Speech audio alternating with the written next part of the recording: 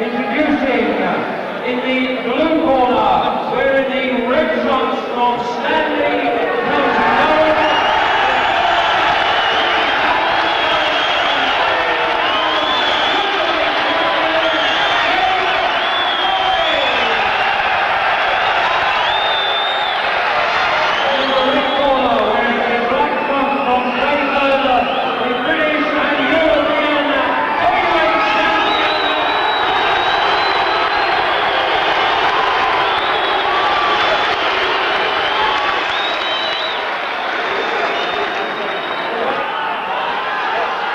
So the referee then is John Coyle. Now this is under European rules. That's the 10-point must system. That's 10 and then 9 and the appropriate number to the lose of the round. That's normally beyond 8. I'm surprised when McCrory's 15-11. I thought he'd come in perhaps over 16 stone, but Lennox Lewis 16-7. He only weighed 16-3 when he defeated Gary Mason in the 7th round at Wembley last March. Well, Glenn's an articulate sort of a fellow, and he's talked a good fight. Now let's see if he can do something with it. I think Lewis will want to establish himself the authority right away, and he's certainly doing that. Now, he didn't do this against Mike Weaver last time up. Ooh, those bangs around the ribs. He was beaten in the Cruiserweight Championship, remember, Glenn McCrory, with a body punch, but that was very weight weakened. At only 13 stone 8 those days. Well, we've seen on ITV nearly all of Lennox Lewis's fights. This is the liveliest start he's had, Jim, really, although he has had some one-round wins. Well, I think tonight, Reggie considers he's in with a cruiserweight. There's no reason he can't match straight in here and get down to business. I don't think he feels McCrory has enough power to trouble him. I think he wants to intimidate McCrory as soon as he possibly can, and he might just have managed that. Well, he had a 58-second win at the Albert Hall last year. He's had 4 in the one round, but I think this is... McCrory showed a bit of guts there. He took some good shots on the chin and got himself back. Don't hold.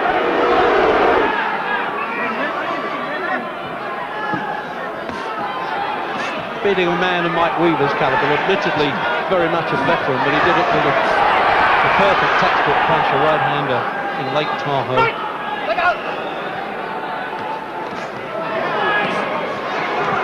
Not getting out the way enough, McCrory's. Plenty of guts though. Normally he boxes a bit and can slip punches, but he can't this one. He's catching him with every kind of punch. See, Lewis, a minute to go. Lewis has nothing to worry about what's coming back his way, Reg, and he's just moving right in and doing as he likes so far.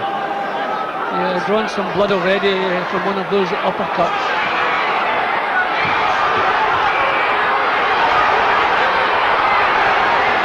He's throwing some artillery at him there, Lewis, isn't he? Uppercuts, overarm punches. Full marks from McCrory. He's hanging in there, but for how long? Reggie, he'll have to be more mobile. He can't cover up and stand his ground. He's going to have to move. He thinks that was the bell, the referee. I thought I heard the bell there though, Jim. I know it isn't, it's 21 seconds to go. It looked as though he was going to dive in, although I think he was going to pull him off the corner there, Jim. Just as the referee moved over, McCrory threw a couple of little punches, maybe changed his mind. But this can't continue much longer, Reg. McCrory is not mobile enough. He'll have to use his legs, but already he's feeling the pace. It's the roughest I've seen, Lewis, I'll tell you that.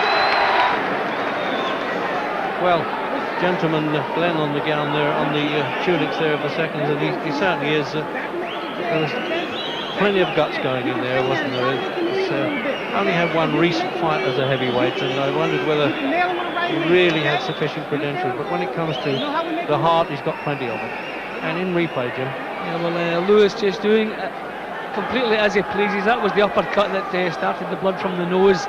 It's always difficult for a cruiserweight to come up and challenge a heavyweight, especially an up-and-coming heavyweight coming towards his peak. You see, Reg, Lewis is just moving in, doing as he pleases, not the slightest worried what's coming back from McCrory, just totally dominating the action. This can't continue much longer.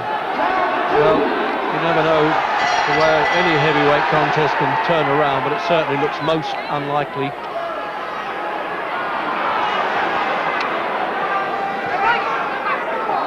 He's looking over to the corner and nodding there, Lewis, getting orders from the seconds.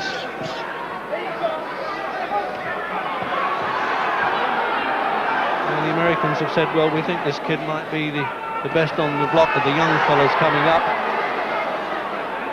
And he's out to prove it, because he's already been half promised a job. That's what pro boxers call getting a contest on the Tyson Holyfield show on November the 8th. Oh, the right hand uppercut did it.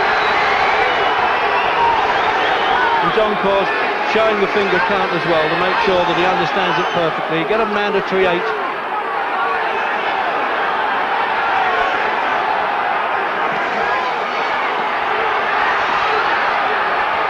See, McCrory's managing to prevent the clean punches landing, but as soon as Lewis lands cleanly, I think he's going to be out of there, because he just has too much strength, too much power for him.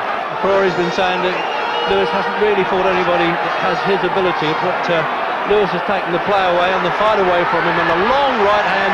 Now that was a replica of the one that he caught Mike Weaver with, and I don't think he's going to make this count now. 9, and he's out. He's out in the act of rising, they call that. And the referee was quite right to count McCrory out in the second round.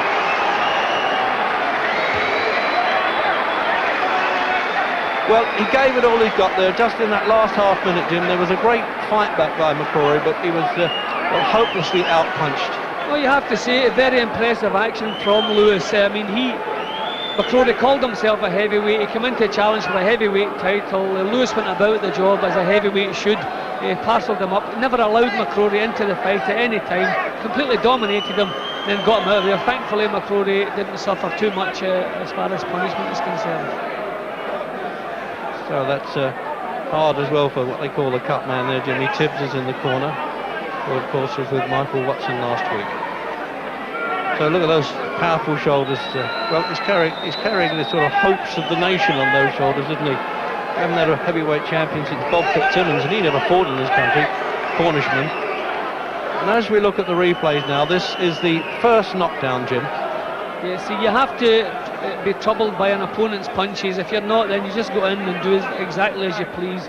And a good little shot. The first clean shot really that landed was the one that troubled McCrory. Brave enough to come up off the floor, try to get back into the match, but he didn't have the artillery. That one just whiskered by, just caught the edge of his chin. Yeah, and that was the as finisher. I said, Jim, as I said, that was almost like the Weaver punch. I mean, he's got that right hand, like poleaxing punch. You see, bingo, just caught him on the side of the chin, and over he went. Well, we've had some chances at Britain's fighting for the championship of the world a long way. Gunnar Moore, Jack Palmer, Tommy Farr, Don Cockle, Brian London twice, Henry Cooper, Joe Bugner, Richard Dunn, and Frank Bruno twice. Now, can this fellow make it? He was born in West Ham, reared in Canada. Ladies and gentlemen, after 1 minute 30 seconds of round 2, McCrory having failed to beat the count, the undefeated heavyweight champion of Great Britain and Europe.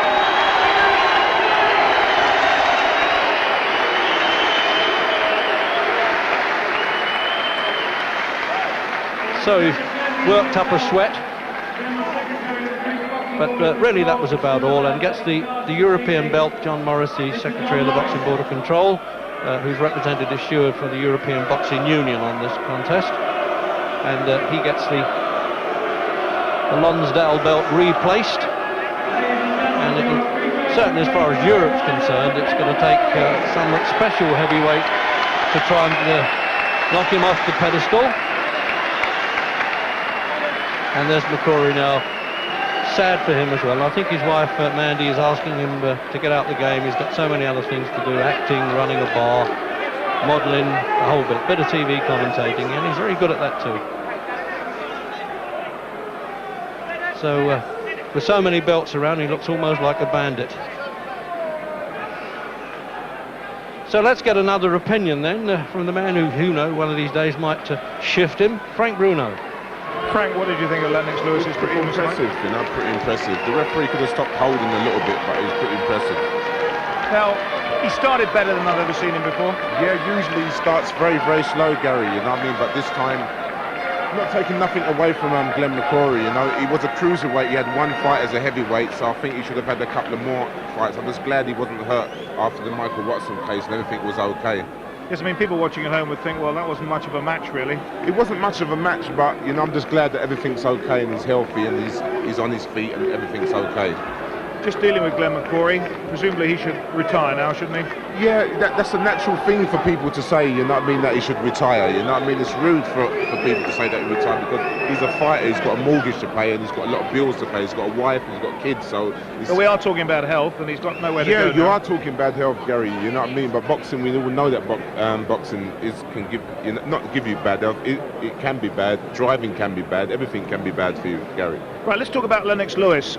Now, is this boxer world class, real world class? I'm not too sure, you know what I mean? He's got to have someone standing up there in front of him what can hit back and stand up, but they're guiding him at the right pace at the moment, so we just got to wait and see. Only time will tell. Will Frank Bruno be the man up there who tests him? I'll tell you, Gary, I've been at the ring for 2.5 years. I've got to get my first fight off the ground, and then you ask me that question about a couple of months' time, and then I'll answer it a bit more better, Gary. Well, let me just ask this. Let me sort of look forward. Supposing you come through the tests, we hope you do, and I'm sure you will over the first few fights. Do you see yourself fighting Lennox Lewis? Because he's claiming to be the best heavyweight around here. He's the European and British champion. Somewhere along the line, it'd be a roadblock, Gary, you know? How would you fight Lennox Lewis then? I can't really tell you on television, you know. I'll keep my secrets close to myself, you know. You are at the moment. I'm trying to get him out of you. Right, yeah. I thought the boxing news banned you from being around there. The British Boxing Board of Control, just for tonight, actually. It's fairly sensitive, so I'll be talking to the boxers in the dressing room a bit later, but I'm getting the opinions out of you at the moment because we're delighted to see you around, bubbling again, and obviously itching to get back into the ring. Very, very itching, you know, Gary. Right, now I've been disappointed in Lennox Lewis in the past, but I have to say that... But you've been disappointed in so many boxers in the past, you know what I mean? Every time you get up there, you make a name for yourself being disappointed. Well, you was I'm in a situation now where... disappointed in that one, you know, but still, you're making a name for yourself there, Well, I'm not Gary, trying to do that. I'm trying to look at things analytically. Now, Lewis, if the British public can keep faith with him, presumably has now got a really good chance of going for the next World Championship. You know what I mean? He's done everything what's asked of him, you know? So you can't do no more than that. You've done everything what your editor tells you or your governor tells you to do, you know?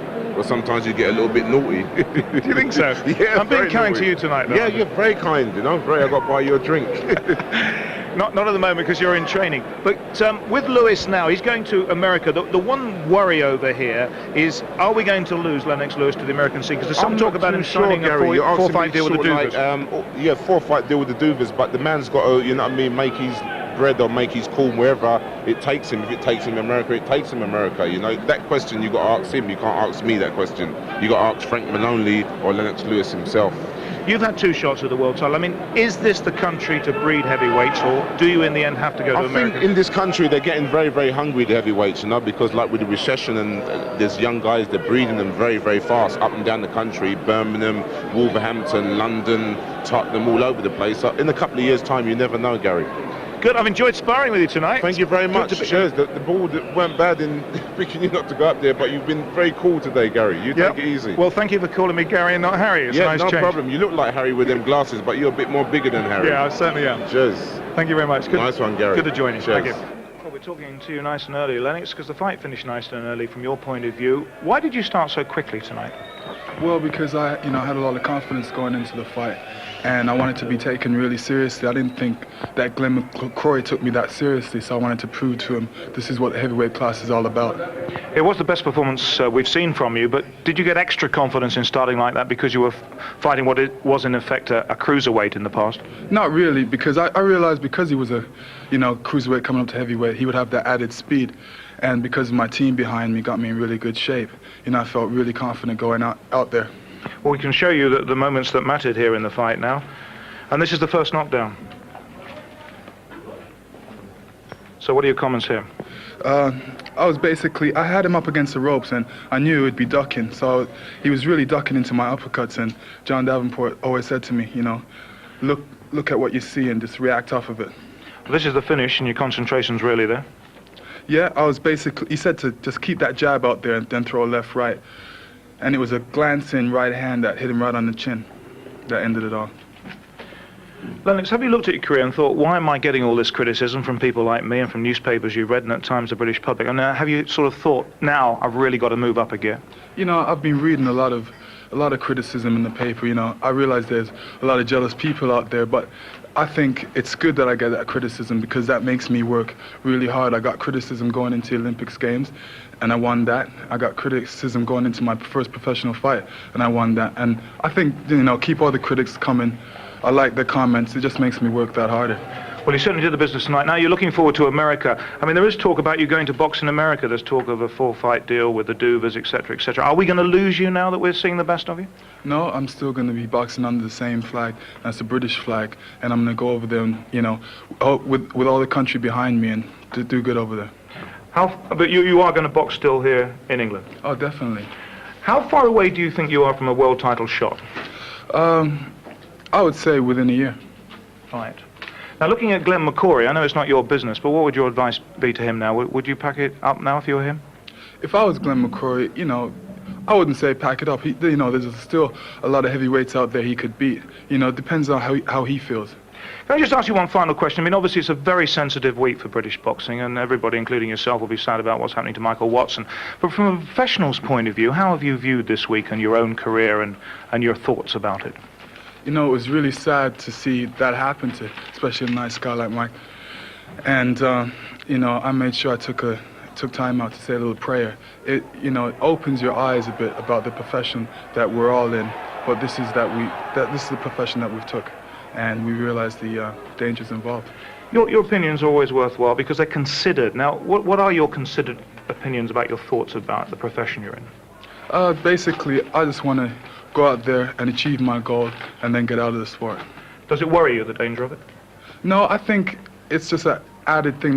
There's danger to every sport, and you know, it depends God's will, you know, what happens. Great. LENNOX, congratulations tonight, good performance. Thank you for talking to us. Thank you.